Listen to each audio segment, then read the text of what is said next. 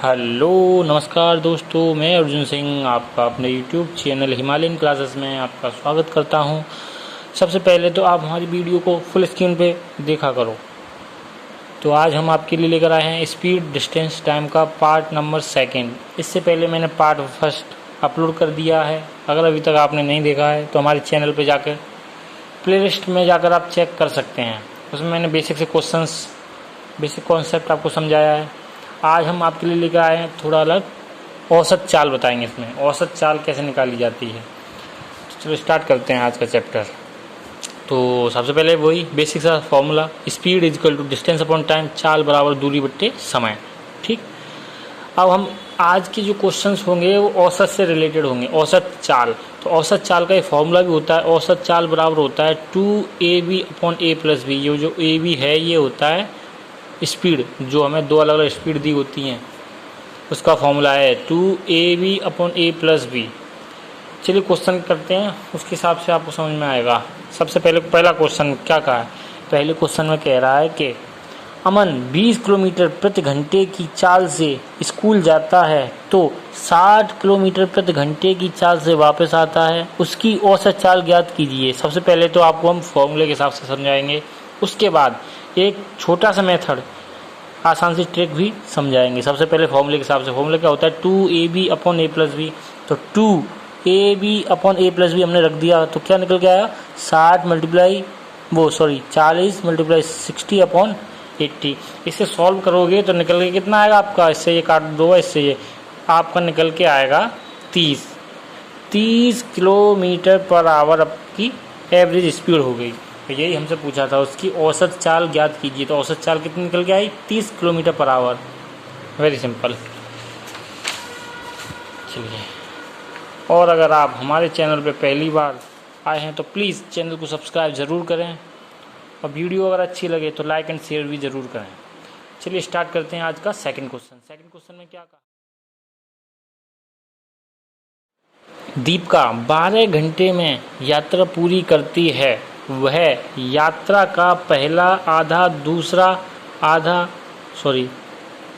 यात्रा का पहला भाग 12 किलोमीटर पर आवर की दर से और दूसरा आधा भाग 24 किलोमीटर पर आवर की दर से यात्रा करती है। किलोमीटर में कुल यात्रा का पता लगाओ। अब ये क्वेश्चन दो तरीके से आपको समझाऊंगा। मैंने पहले वाला तो आपको नहीं समझाया, इसको समझाते हैं। सबसे पहले तो आपको वही फॉर्मूले के हिसाब से समझाएंगे। पहले एवरेज स्पीड निकालनी पड़ेगी, पहले एवरेज स्पीड निकालो, उसके बाद स्पीड डिस्टेंस टाइम वाला फॉर्मूला लगा के डिस्टेंस निकालनी पड़ेगी। सबसे पहले वही एवरेज स्पीड। तो एवरेज स्पीड का फॉर्मूला हमने आपको क्या बताया था, बोलो। हमने आपको बताया था 2ab upon a plus B, ये बताया था ना। इसमें फॉर्मूले में पहले इसकी वैल्यू रखो। पहला 12 किलोमीटर पर आवर, दूसरा 24 किलोमीटर पर आवर। ठीक, तो 2 multiply 12 multiply 24 upon a plus B. 24 kilometre per hour और 12 किलोमीटर पर आवर कितना हो गया 36। ठीक, तो ये जो हमारी निकल के आई वो क्या होगी, स्पीड, एवरेज स्पीड। तो इसे सॉल्व करो। 12 के 36 3 24, कितना निकल के आया 16 किलोमीटर पर आवर हमारी एवरेज स्पीड निकल के आई। ये हमारे पास क्या होगी स्पीड। और उसने पूछा है कुल यात्रा का पता लगाओ। अब यात्रा कितनी थी हमारे पास, अब स्पीड हो गई और टाइम उसमें दिया था 12 किलो घंटे में लगते थे उसे टोटल यात्रा में। तो बस सिंपल स्पीड डिस्टेंस टाइम वाले फॉर्मूला रख दो। स्पीड बराबर होता है डिस्टेंस अपॉन टाइम। तो स्पीड हमें कितनी दी है 16 किलोमीटर पर आवर स्पीड दी है, 16 किलोमीटर पर आवर। डिस्टेंस निकालनी है, टाइम 12 घंटे दिया है। तो इसका इसमें मल्टीप्लाई कर दो सीधा। 12 × 72, 12 कम 12 7 19। तो हमारे पास 192 किलोमीटर टोटल यात्रा हो गई। यही हमसे पूछा था, किलोमीटर में कुल यात्रा पता लगाओ। किलोमीटर में हमारे पास यात्रा होगी 192 किलोमीटर। ये आपको मेथड समझ में आ गया हो। चलिए अगले मेथड से आपको इसको समझाते हैं, वो आपको बहुत ही आसान लगेगा और आगे क्वेश्चंस में वो समझ में भी आएगा। सबसे पहले हमें दो स्पीड दी हैं, कौन कौन सी, एक 12 किलोमीटर पर आवर, दूसरी 24 किलोमीटर पर आवर। तो 12 किलोमीटर पर आवर और 24 किलोमीटर पर आवर, ये बहुत ही आसान सा मेथड होता है। ये बहुत से चैप्टर में काम में आएगा, आपके टाइम एंड वर्क में काम में आता है, स्पीड डिस्टेंस काम में आएगा, ही एवरेज में भी काम में आएगा ये फॉर्मूला, ये ट्रिक। आप इसको ट्रिक भी बोल सकते हैं, मेथड भी बोल सकते हैं, फॉर्मूला नहीं, फॉर्मूला तो आपका यही है। तो चलिए स्टार्ट करते हैं, आपको बताते हैं इस मेथड से भी। सबसे पहले इन दोनों का एलसीएम लीजिए, इन दोनों का एलसीएम लोगे तो कितना निकल के आएगा, 24 हमारे पास एलसीएम हो गया। ये जो होगी ये हम मानते हैं टोटल डिस्टेंस, क्या मानते हैं हम, टोटल डिस्टेंस, ठीक। अब इससे इसमें डिवाइड दो, कितनी में जाएगा, 2 टाइम, अगर इससे इसमें देंगे तो कितने में जाएगा, 1। ये जो निकल के आता है, ये निकल के आता है हमारे पास टाइम। अगर वो 12, ये होती है हमारे पास स्पीड, 12 की स्पीड से जाता है तो 2 किलोमीटर 2 घंटे लगते हैं, 24 की स्पीड से जाएगा तो 1 घंटे लगेंगे। उसमें ये तो बोला है 12 किलोमीटर पर आवर की दर से जाता है और 24 की, तो 12 स्पीड से रख दिया, यहाँ 24 के से इन दोनों का एलसीएम लिया। ये जो आया हमारे पास, इसे हम टोटल डिस्टेंस नहीं, इसे कुछ नहीं, आप यही समझो, ये एक एलसीएम लेते हैं इन दोनों का कॉमन। अब ये जो दूरी है, इस दूरी को 12 की स्पीड से ये 2 घंटे में कवर करता है, और 24 की स्पीड से इस दूरी को 1 घंटे में करता है, ठीक। क्योंकि इसने बोला था कि पहला आधा भाग 12 की स्पीड से और दूसरा आधा भाग 24 की स्पीड से, लेकिन होगी तो डिस्टेंस बराबर ही ना, आधा आधा किया उसने, ठीक। इसके बाद क्या करते हैं, तो टोटल टाइम कितना लग रहा है उसे, अब 2 घंटे, इसे 1 घंटे से, तो टोटल टाइम हो गया 3 घंटे में कितनी दूरी तय कर रहा है, 48। अब आपको ये समझ में नहीं आया होगा 48 क्यों लिखा मैंने, तो ये 48 मैंने इसलिए लिखा क्योंकि ये 12 की स्पीड से आता है तो 24 किलोमीटर कवर करता है, मतलब आधी दूरी 12 की स्पीड से। फिर उसके बाद 24 की स्पीड से भी तो जाता है, 24 की स्पीड से भी जाएगा, तो टोटल डिस्टेंस कितनी हो जाएगी, 48, क्योंकि आधा ये 12 की स्पीड से गया, आधा 24 की स्पीड से गया, तो टोटल डिस्टेंस कितनी हो गई हमारे पास, 48। अगर 3 घंटे में 48 किलोमीटर ये चल रहा है तो टोटल टाइम इसे कितना लग रहा था, 12 घंटे। अगर 3 बराबर 48, 3 बराबर 48 है, तो 12 बराबर कितना हो जाएगा, तो 12 बराबर क्या करते हैं हम, 12 is equal to 48/3 is equal multiply 12। समझ में आया। अब इससे इसे सॉल्व कर दो, काट दें, कितने का आएगा, ये आएगा 4 टाइम 8 चौक 32, 4 चौक 16 और 3 19, तो ये हमारे पास निकल के आया 192 किलोमीटर पर, नहीं 192 किलोमीटर डिस्टेंस पूछी थी ना। एक बार फिर से समझाता हूँ। सबसे पहले सबसे पहले हमें 2 स्पीड दी हैं, एक 12 किलोमीटर पर आवर, दूसरी 24 किलोमीटर पर आवर। उसमें कहा है कि जो पहला आधा भाग है, मतलब एक डिस्टेंस के 2 भाग कर लिए उसने, पहला आधा भाग 12 की स्पीड से जाता है, दूसरा आधा भाग 24 की स्पीड से जाता है। हमने यहाँ रख दिए 12 kilometre per hour, 24 kilometre per hour. इन दोनों का हमने अगर एलसीएम लिया तो निकल के आया हमारे पास 24। ये 24 तो आप यूनिट मानो, कोई डिस्टेंस मत मानो, अभी 24 यूनिट है। अब ये 24 यूनिट ये 12 की स्पीड से अगर जाएगा तो कितना समय लगेगा, 2 घंटे, ठीक। अब ये 24 की जो यूनिट है, इसको अगर ये 24 की स्पीड से पार करेगा इस डिस्टेंस को, तो 1 किलोमीटर 1 घंटे में करेगा।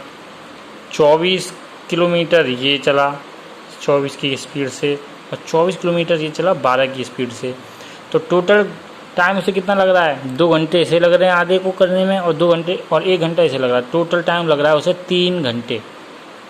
तो 3 घंटे में 48 किलोमीटर चल रहा है, क्योंकि आधा भाग 12 की स्पीड से चला, और ये भी 24 किलोमीटर 24 की स्पीड से चला, तो 24 और 24 कितना हो गया, 48। तो 48 किलोमीटर टोटल डिस्टेंस हो गई। तो 3 घंटे में 48 किलोमीटर चल रहा है, तो टाइम उसने दिया कितना है, टाइम हमें दिया उसे टोटल 12 घंटे लगते हैं। तो 12 बराबर क्या हो जाएगा, 48/3 मल्टीप्लाई में 12।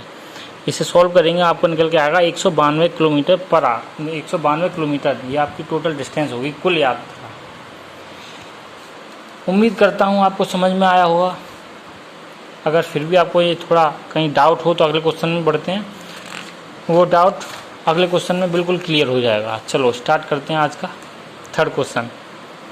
तीसरे क्वेश्चन में क्या कहा है उसने, तीसरे क्वेश्चन में वो बोल रहा है कि एक लड़का 20 किलोमीटर प्रति घंटे की गति के साथ निश्चित दूरी तय करता है और अगली दूरी 30 किलोमीटर प्रति घंटे की गति के साथ और अंतिम दूरी 60 किलोमीटर प्रति घंटे की गति के साथ तय करता है।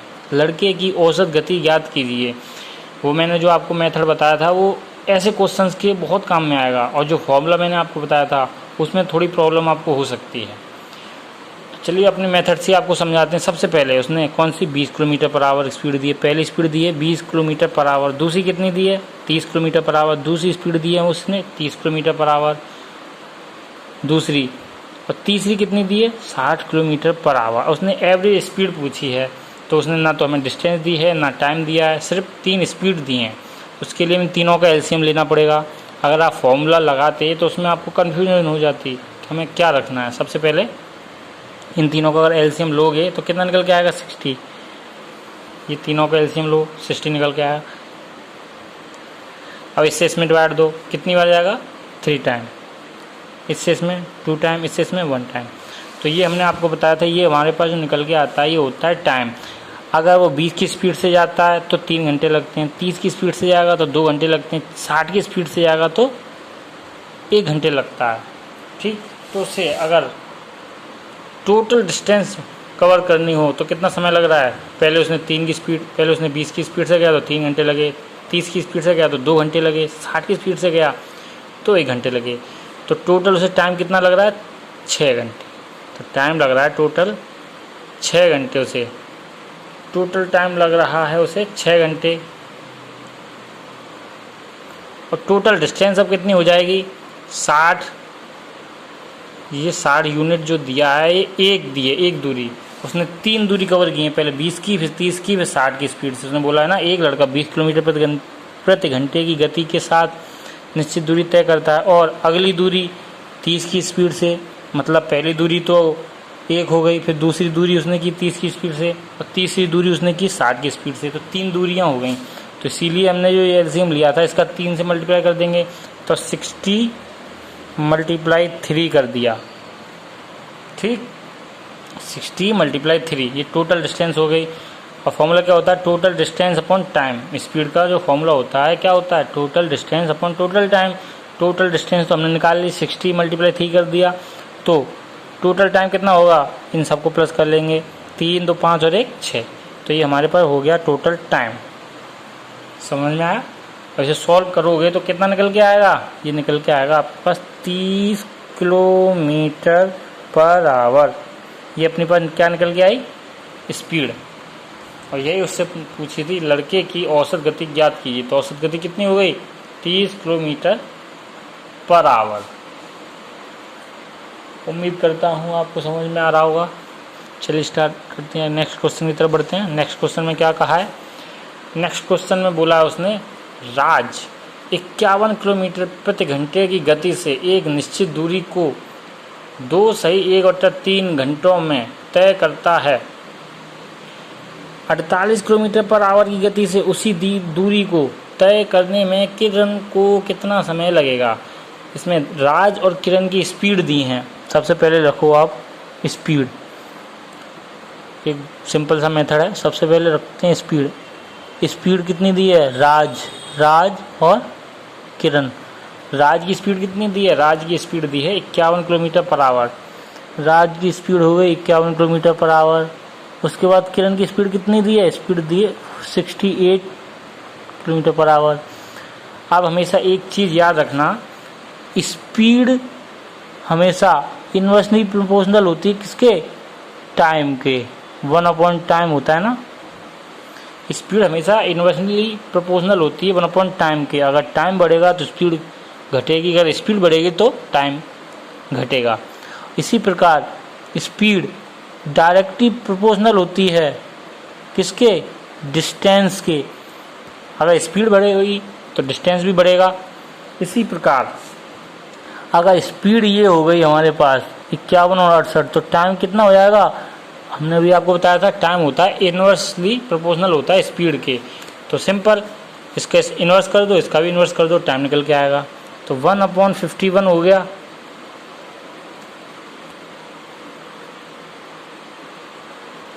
और इसका हो गया 1/68। इसे छोटा भी कर सकते हैं आप। छोटा कैसे करेंगे?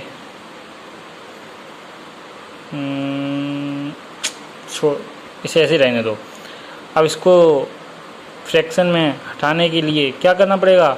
इन दोनों का एलसीएम लेके मल्टीप्लाई करेंगे। सिंपल, इन दोनों का एलसीएम हो जाएगा तो यहाँ कितना होगा आपको करके दिखाता हूँ। इन दोनों का एलसीएम 51 × 68 हो जाएगा। इसका इसमें मल्टीप्लाई कर दिया और इसका इन दोनों का इसमें भी कर दिया। 51 × 68/68। इन दोनों को जो एलसीएम होता है उससे मल्टीप्लाई कर दिया दोनों में। तो यहाँ कितना बचा? यहाँ बचा हमारे पास 68 और यहाँ बचा हमारे पास 51। समझ में आया?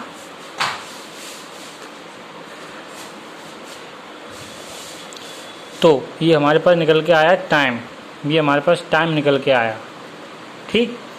अब लेकिन जो 51 किलोमीटर गति के साथ निश्चित दूरी करता था कौन? राज। तो उसे 2 सही 1/3 घंटे लगते थे। कितना लगता था? 2 सही 1/3। इसे हम फ्रैक्शन से चेंज करेंगे, फ्रैक्शन में लिखेंगे तो कैसा निकल के आएगा? 3 दूनी 6 और 1 7। 7/3। 7/3 ये हमारे पास टाइम दिया था उसने। किसका दिया था? राज का। राज का टाइम दिया। तो राज का टाइम हमारे पास है कितना? 68। तो अगर 7.7/3 बराबर अगर 68 दिया है, 7/3 अगर 68 के बराबर दिया है तो 51 किसके बराबर होगा? इसने यही पूछा है। तो सिंपल क्या करेंगे हम? अगर 7/3 या इसको इधर कर लो 68 = अगर 7/3 दिया है तो 51 निकालना है। तो 51 = 7/3 × 51/68। इसे अब सॉल्व कर लो। तो ये सबसे पहले जाएगा, इससे काटो। 3 एकम 3, 3 सत्ते 21। इससे काट दो। 7 चौके 68। तो हमारे पास क्या निकल के आया? 7/4। 7/4 ये हमारे पास निकल के आया टाइम। उसने यही पूछा था गति। तो 68 किलोमीटर की गति से, ये बोला था ना उसने, 68 किलोमीटर की गति से उसी दूरी को तय करने में किरण को कितना समय लगेगा? ठीक। तो उसे समय कितना लगा? 7/4 आवर। इसे आप कन्वर्ट कर सकते हैं कंप्लीट में। कितना निकल के आएगा? 1 सही 3/4 आवर। यही आपका आंसर है। एक बार फिर से समझा देता हूँ आपको। सबसे पहले क्वेश्चन पढ़िए। क्वेश्चन में क्या दिया है? क्वेश्चन में उसने दिया है कि ये जो राज है, राज 51 किलोमीटर प्रति घंटे की गति से एक निश्चित दूरी तय करता है। कितने घंटे में? 2 सही 1/3 घंटे में तय करता है। तो 68 किलोमीटर प्रति घंटे की गति से उसी दूरी को, जिस दूरी को राज कवर करता है, उसी दूरी को तय करने में किरण को कितना समय लगेगा? तो सबसे पहले स्पीड बराबर कितनी दी है? राज की दी है 51 किलोमीटर पर आवर और किरण की दी है 68 किलोमीटर आवर। ये क्वेश्चन में दिया है। सिंपल। सबसे पहले हमने इसे टाइम निकाला। इससे आपको पता होना चाहिए कि जो स्पीड होती है वो इन्वर्सली प्रोपोर्शनल होती है काय के? टाइम के। तो इन्वर्सली प्रोपोर्शनल होती है टाइम के। और स्पीड जो होती है वो डिस्टेंस के डायरेक्टली प्रोपोर्शनल होती है। ठीक। तो इसी प्रकार हमने स्पीड अगर दी थी तो टाइम निकाला हमने सबसे पहले रेशियो में। ये एग्जैक्ट आंसर नहीं होते हैं, पहले रेशियो में अगर निकालोगे आप तो सबसे पहले टाइम हम निकालेंगे, इसका इन्वर्स करेंगे तो 1/51 हो जाएगा। और अगर इसका करेंगे इन्वर्स तो 1/68 हो जाएगा। अब इसे फ्रैक्शन में हटाने के लिए हमें क्या करना पड़ेगा? इन दोनों का एलसीएम लिया। इन दोनों का एलसीएम कितना होगा? 51 × 68 होगा। वही तो होगा ना। तो जो एलसीएम निकल के आएगा इन दोनों का, उसका मल्टीप्लाई इसमें भी कर देंगे, इसमें भी कर देंगे। इन दोनों में मल्टीप्लाई करेंगे तो 51 × 68 कर दिया, इसमें भी कर दिया 51 × 68 कर दिया। तो यहाँ से सॉल्व करने के बाद क्या निकल के आएगा, ये जो निकल के आएगा इससे से काटे 68:51, 68:51 निकल के आएगा टाइम। और ये हमारे पास रेशियो में निकल के आ गया टाइम दोनों का। लेकिन राज का तो टाइम हमें दिया था, कितना दिया था, 2 सही 1/3। तो राज का हमें टाइम दिया था 2 सही 1/3। इसे हमने फ्रैक्शन में कन्वर्ट किया तो कितना निकल के आया, 7/3। 7/3 रेशियो उसमें फ्रैक्शन में निकल के आया। ये हमें राज का समय दिया था। ठीक, अगर राज का हमें समय दिया है तो हम इससे अब किरण का भी निकाल लेंगे। रेशियो में हमारे पास राज का समय कितना था, 68, लेकिन उसने जो क्वेश्चन में दिया था वो कितना दिया था, 7/3। ठीक, तो 68 किसके बराबर दिया है, 7/3 क्वेश्चन में। इसी प्रकार 51 किसके बराबर हो जाएगा, तो 51 = 7/3। ये 7/3 यहाँ रखा है, ये जो 68 होगा ये नीचे आ जाएगा और ये 51 का मल्टीप्लाई हो जाएगा, 7/3 × 51/68। अब इसे सॉल्व कर लो आप, तो इसे काटेंगे 17 से। पहले 3 से काटो, से 3 एकम 3, 3 7 21, फिर 17 से काटोगे तो कितना निकल के आएगा, 4 बार 7 चौके 68। ठीक, तो हमारे पास जो निकल के आया वो निकल के आया 7/4 टाइम किरण का। इसे T2 मान लो आप। तो टाइम किरण का कितना निकल गया है, 7/4। अगर इसको आप कंप्लीट में लिखना चाहते हो तो कितना निकल के आएगा, 1 सही 3/4, 1 कंप्लीट 3/4 आवर। यही उसने पूछा था, कितना समय लगेगा। चलिए बढ़ते हैं अगले क्वेश्चन की तरफ। अगले क्वेश्चन में क्या कहा है, अगले क्वेश्चन में उसने कहा है, ये भी सेम उसी की तरह है। तो क्वेश्चन में बोला है कि टांग में फ्रैक्चर के कारण एक लड़का अपनी वास्तविक गति की 4/9 चाल से स्कूल जाता है। वह 15 मिनट देरी से पहुंचता है। अगर वह अपनी वास्तविक गति से स्कूल जाए तो उसे कितना समय लगेगा। मतलब एक कोई लड़का दिया है, उसकी टांग में फ्रैक्चर हो गया है, जिसके कारण वह पहले की स्पीड की 4/9 चाल से स्कूल जाता है तो उसे 15 मिनट लगते हैं। मतलब जिस स्पीड से वो पहले जाता था उस स्पीड से ना जाकर उसकी 4/9 स्पीड से जाता है तो उसे 15 मिनट एक्स्ट्रा लगते हैं। तो उसने पूछा अगर वो अपनी वास्तविक गति से स्कूल जाए तो कितना समय लगेगा। तो इसे भी हम रेशियो की मेथड से सॉल्व करेंगे। बहुत ही आसान मेथड है। सबसे पहले वही मैंने आपको बताया, स्पीड कितनी दी है, उसने 4/9 दी है। तो हम पहले की स्पीड कितनी मान लेंगे, हम रेशियो में हमेशा पहले की स्पीड हमने मान ली 9। तो 9 किलोमीटर पर आवर की स्पीड उसकी पहले थी, अब कितनी है, अब है 4 किलोमीटर पर आवर। पहले की इतनी थी, अब इतनी है। तो टाइम क्या होता है, टाइम हमेशा होता है इन्वर्सली प्रोपोर्शनल होता है टाइम स्पीड के। तो 1/9 हो जाएगा यहाँ, और यहाँ हो जाएगा 1/4। इन दोनों का एलसीएम लेके ऊपर इसी में भी मल्टीप्लाई करना है और इसमें भी करना है। तो क्या निकल के आएगा अपने पास, इससे पहले मैंने क्वेश्चन में आपको बताया है, इसमें निकल के आएगा 4:9। ये क्या निकल के आया हमारे पास, टाइम। तो पहले से इतना टाइम लगता था और अब इसे इतना टाइम लग रहा है। तो इन दोनों के बीच का डिफरेंस निकालो, कितना आ रहा है, इन दोनों का डिफरेंस आ रहा है 5। इन दोनों का डिफरेंस कितना है, 5 यूनिट। तो 5 यूनिट उसने ज़्यादा लगाए। उसमें दिया कितना था, उसने बोला है कि 15 मिनट देरी से पहुंचा। मतलब उसने क्वेश्चन में दिए थे 15 मिनट एक्स्ट्रा लगा। तो 5 बराबर किसके है, 15 मिनट के। 15 मिनट एक्स्ट्रा उसे लगे।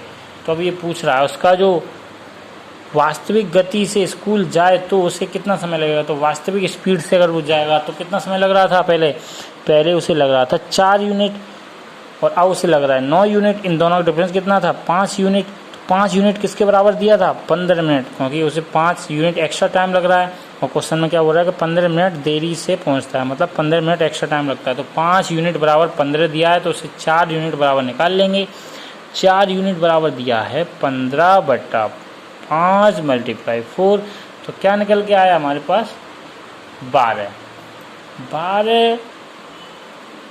आवर, 12 घंटे। तो 12 घंटे का समय उसे लगेगा अगर वह अपनी वास्तविक गति से चलेगा। तो एक बार फिर से समझाता हूँ। सबसे पहले उसने बोला था टांग में फ्रैक्चर होने की वजह से कोई लड़का अपनी गति की, वास्तविक गति की 4/9 चाल से स्कूल जाता है। तो हमने मान लिया उसकी पहली जो वास्तविक गति थी वो 9 किलोमीटर पर आवर थी, दूसरी उसकी गति हमने मान ली 4 किलोमीटर पर आवर। हमेशा नीचे वाले को वास्तविक माना जाता है, ऊपर होता है उसे लेट जो हुआ है उसको माना जाता है, ठीक। तो 9 किलोमीटर पर आवर उसकी वास्तविक गति थी, लेकिन अब वो 4 की स्पीड से आ रहा है। तो हमने आपको बताया था जो स्पीड होती है वो इन्वर्सली प्रोपोर्शनल होती है टाइम के। तो ठीक, हमने इन्वर्स कर दिया, इसका 1/9 कर दिया, इसका 1/4 कर दिया रेशियो में, ठीक। अब इसे फ्रैक्शन में हटाने के लिए क्या करना पड़ेगा, इन दोनों का एलसीएम लेके जो आएगा उसका इसमें भी मल्टीप्लाई करो, इसमें भी करो, तो हमारे पास निकल के आएगा 4/9। टाइम हमारे पास क्या निकल के आया, 4/9। तो इन दोनों का डिफरेंस कितना है, 5 यूनिट। लेकिन वह क्या बोल रहा है कि जो वास्तविक गति से जाता था और जो अभी वर्तमान में जा रहा है उसमें 15 मिनट की देरी हो रही है। मतलब अगर वास्तविक गति से जाता तो 15 मिनट पहले पहुंच जाता, लेकिन जो अभी जो स्पीड से जा रहा है उसे 15 मिनट एक्स्ट्रा लगते हैं, ठीक। तो अगर वास्तविक टाइम कितना दिया है, 4 और वर्तमान का जो टाइम है वो कितना दिया, 9, तो इन दोनों का डिफरेंस कितना है, 5 यूनिट। तो ये जो 5 यूनिट निकल के आया है वो किसके बराबर है, 15 मिनट के। तो 5 बराबर हमने रख दिया 15। उसने पूछा था अगर वास्तविक गति से स्कूल जाए तो उसे कितना समय लगेगा, तो वास्तविक गति के हिसाब से हमने क्या निकाला था, 4 यूनिट। तो 4 यूनिट बराबर रख देंगे इसमें, 4 यूनिट बराबर हो जाएगा 15/5, ये इधर आ जाएगा और ये मल्टीप्लाई में पहुंच जाएगा। तो कितना निकल के आया हमारे पास, 12 घंटे हमारे पास वास्तविक समय निकल के आया। उम्मीद करता हूँ समझ में आ रहा होगा। अगर वीडियो अच्छी लग रही हो, समझ में आ रहा हो तो लाइक एंड शेयर ज़रूर करें और हमारे चैनल को सब्सक्राइब भी करें। तो बढ़ते हैं अगले क्वेश्चन की तरफ। अगले क्वेश्चन में क्या कहा है, अगले क्वेश्चन में बोला है उसने, एक व्यक्ति अपनी वास्तविक गति से 25% अधिक गति के साथ एक निश्चित दूरी करता है, वह 15 मिनट पहले पहुंच जाता है। अब इसमें वही सेम क्वेश्चन है, इसमें 15 मिनट पहले पहुंच जाता है, अपनी वास्तविक गति के साथ उसी दूरी को पूरा करने में उसे कितना समय लगेगा। सिंपल, सबसे पहले इसे 25% जो दिया है, 25% अधिक गति, तो 25% को पहले कन्वर्ट करो आप, 25% कन्वर्ट करेंगे तो क्या हो जाएगा, 25% अधिक, छोड़ो इसे, अगर आप वैसे ही कर सकते हो तो यहाँ रखो पहले स्पीड कितनी हुई, मान लो पहले इसकी 100 स्पीड थी, पहले हमने मान ली उसकी 100 थी, अब वह कितनी गति से जा रहा है, 25% अधिक। तो इसका 25% अधिक कितना हो जाएगा, 125। ऐसे छोटा कर लो पहले काट के, तो इससे छोटा करोगे कितनी बार होगा, तो हो जाएगा 25 चौके 100, 25 पंजे 125, ये हो गई हमारे पास स्पीड, ठीक। वही अब इससे मैं टाइम निकालेंगे, टाइम कितना निकल के आएगा, टाइम मैंने आपको बताया था इन्वर्सली प्रोपोर्शनल होता है स्पीड के, ठीक। तो टाइम निकल के आएगा हमारे पास, सॉरी यहाँ 5 है ये, तो टाइम निकल के आएगा हमारे पास, इसका इन्वर्स कर देंगे 1/4, इसका भी इन्वर्स कर देंगे 1/5, इन दोनों का एलसीएम लेंगे, इसमें ही मल्टीप्लाई कर देंगे, इसमें ही मल्टीप्लाई कर देंगे। एलसीएम कितना होगा इन दोनों का, 4 × 5, इसका में करेंगे तो 4 से 4 काट निकल के आएगा हमारे पास 5। तो 5/4 हमारे पास निकल के आया टाइम हो गया हमारे पास 5/4। अब उसने पूछा क्या है, क्वेश्चन पढ़ो, उसने पूछा है वह 15 मिनट पहले पहुँच जाता है। तो टाइम कितना है, पहले उसे 5 मिनट लगते थे हमारे हिसाब से, और उससे 4 मिनट लग रहे हैं, मतलब पहले उसे 5 यूनिट टाइम लगता था, अब उसे 4 यूनिट टाइम लग रहा है। तो डिफरेंस कितना है इन दोनों का, इन दोनों का डिफरेंस है 1 यूनिट, मतलब उसे 1 मिनट या 1 यूनिट पहले पहुंच जाता है हमारे हिसाब से, लेकिन उसमें 15 मिनट दिया है, तो 1 यूनिट बराबर दिया है 15 मिनट। 1 यूनिट बराबर कितना दिया है, 15 मिनट। इसने बोला है ना 15 मिनट पहले पहुंच जाता है, हमारे हिसाब से 1 यूनिट पहले पहुंच जाता है, तो हमारा 1 यूनिट बराबर है 15 मिनट के। तो अब उसने पूछा है तो अपनी वास्तविक गति के साथ उसी दूरी को पूरा करने में उसे कितना समय लगेगा। अगर हमारा 1 यूनिट बराबर 15 मिनट है, तो हमारा 5 यूनिट, ये जो वास्तविक समय है हमारा जो हमने रेशियो में निकाला है, यही उसने पूछा है। तो 5 यूनिट बराबर क्या होगा, तो 5 यूनिट बराबर हो जाएगा 15 का, मल्टीप्लाई कर दो 5 में, कितना निकल के आएगा, 75। 75 हमारे पास निकल के आया। क्या निकल के आया हमारे पास? टाइम, वास्तविक समय। ठीक, तो हमारे पास 75 आवर मान लो, चाहे आप इसे आवर ही मानोगे, हमेशा टाइम आवर में ही होता है। ये हमारे पास टाइम हो गया, वास्तविक टाइम। उम्मीद करता हूँ समझ में आया होगा ये भी आपको। बढ़ते हैं अगले क्वेश्चन की तरफ। अगले क्वेश्चन में क्या कहा है? अगले क्वेश्चन में बोल रहा है कि दो व्यक्ति ए और बी एक ही समय में एक्स और वाई से दो बिंदु से एक दूसरे की ओर बढ़ते हैं। ए और बी की गति 20 किलोमीटर पर आवर और 16 किलोमीटर पर आवर है। यदि ए बी से 50 किलोमीटर की दूरी अधिक तय करता है तो कुछ बिंदु पर मिलते हैं।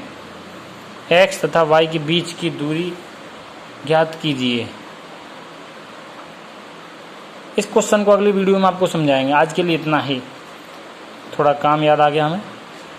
तो अगर आपको हमारी वीडियो अच्छी लगी हो तो लाइक एंड शेयर ज़रूर करें और चैनल को सब्सक्राइब भी ज़रूर करें। धन्यवाद।